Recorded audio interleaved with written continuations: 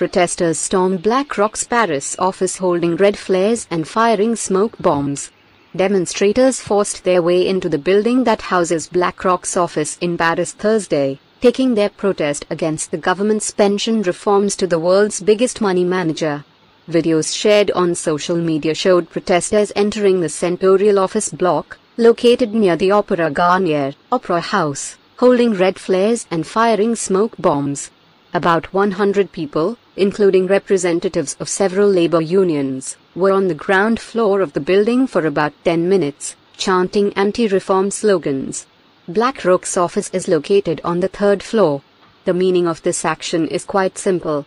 We went to the headquarters of BlackRock to tell them, the money of workers, for our pensions, they are taking it, Jerome Schmidt, spokesman for French Union SUD, told CNN affiliate BFM TV.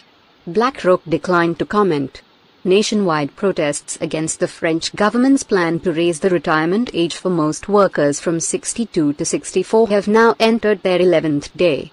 The government triggered special constitutional powers last month to push the controversial legislation through Parliament without a vote. The changes mean that, from 2027, people will have to work longer to receive full state pension benefits.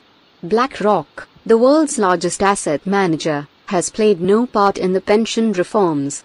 But workers targeted the company because of its work for private pension funds, according to protester François Unik, a school teacher who spoke to Reuters.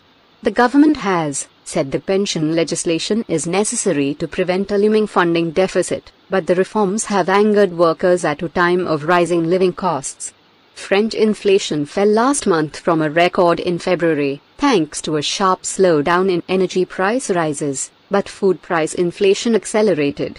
Representatives of CGT, France's biggest confederation of unions and a key player in the protests, have denounced capitalism as the cause of many problems. Rolling strike action in the country has caused huge disruption to transport services, schools and businesses since the start of the year. At least 80 people were arrested and 123 police officers injured during protests on March 23, which saw demonstrators setting fires, launching smoke bombs and damaging property. France's Interior Ministry said 11,500 law enforcement officers would be deployed across the country on Thursday. The country's new retirement age will still be below the norm in Europe and in many other developed economies, where the age at which full pension benefits apply is 65 and is increasingly moving towards 67.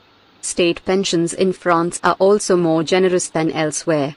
At nearly 14% of GDP in 2018, the country's spending on state pensions is larger than in most other countries, according to the Organization for Economic Cooperation and Development. Thank you for watching. For more videos,